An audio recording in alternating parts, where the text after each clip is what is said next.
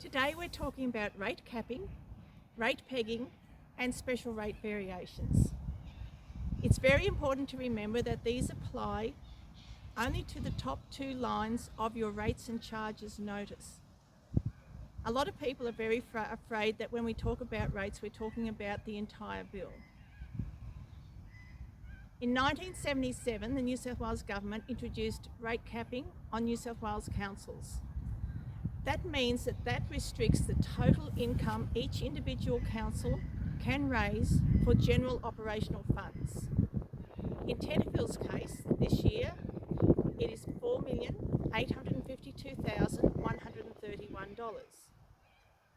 When rate capping was first introduced, some councils increased their rates just prior to it happening. Tenterfield didn't, and so we've been playing catch up ever since. Rate pegging is the percentage increase that the state government, through the Independent Pricing and Regulatory Tribunal, or IPART, that's the percentage that they announce each year that councils can add to their total.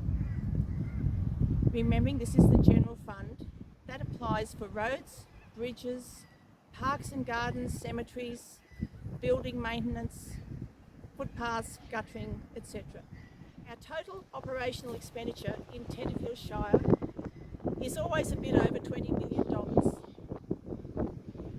This year it's forecast to be $24,888,895. So we get that money through the rates, the fees and charges, as well as grants. Tenterfield is currently going through a special rates variation process. A special rates variation is when a council requests a rate rise above the annual rate peg percentage that IPART announces. This year's percentage increase announced by IPART was 0.7%. The rate pegs and the rate capping does not meet councils' increased costs, especially in service delivery. Special rate variation money is quarantined in accordance with the asset management plan for roads, buildings, open spaces, gardens, cemeteries, etc. in what is called restricted funding.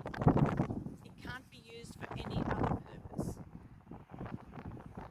Quite clearly, there are a significant number of councils who are or will be applying for special rates variations in order to meet the increasing operational costs of councils that go well beyond the annual rate peg announced by the state government through IPART.